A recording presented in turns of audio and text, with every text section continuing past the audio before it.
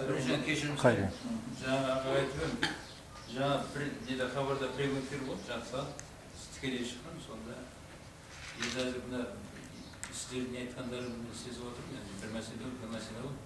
Осы жерде жаңағы таможни, тіл мәселесі, паспорт, ортақ валюта, содан тарих, соның бәрін айттым. Тікелей қатты айтып жібердім. Тікелей эфир ме тоқтата алмай, аузымнан шығып кетіп бәрін айттым. Айттым, таможни әзір ортақ валюта шығарамыз деп жатыр. Ортақ валюта шығарса, олардан не бар, ортақ паспорт шығарса, біз тәуелсіздіктен айырылып бара жатырмыз деп. Осыны. Енді қазір біздерде шын айтса өте күрделі кезең болды. Өте күрделі, өте енді бұл сын көтермейді, айтады.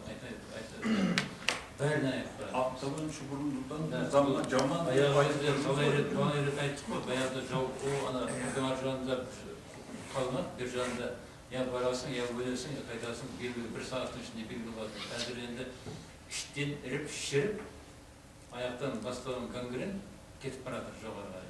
Соны қалайда тоқтатуға барлығымыздың осы еріккеннен мына оразалаған мінекей 1 минут уақыт жоқ. Тек осы үшін ғана шапқылап келіп отыр. Бәріміз де осы мінекей зіп жүргенде. Алла тағала бәріміз істерімізге береке берсін. Болмаса Советхан ағамыз осымен жасы келді, үйінде рахаттанып пештің осында жаңағы картошкамен пирожкин жеп жататын адам ғой. Болмаса елінде күнде ұстаймыз, күнде 4-5 организация барады. Лекция оқиды. Жалғыз осы кісі ұлттық педагогика қалай балалар ұрпақ тәрбиесін не қылып жатқан. Ана қазақтарымыз бәрі пысқырып отырған жоқ. Тыңдайды, арқасын қағып жібереді. Ұят болмайды ол. Ертең мысалы бізде де жастарымыз не болып тұрады, бәрі осы.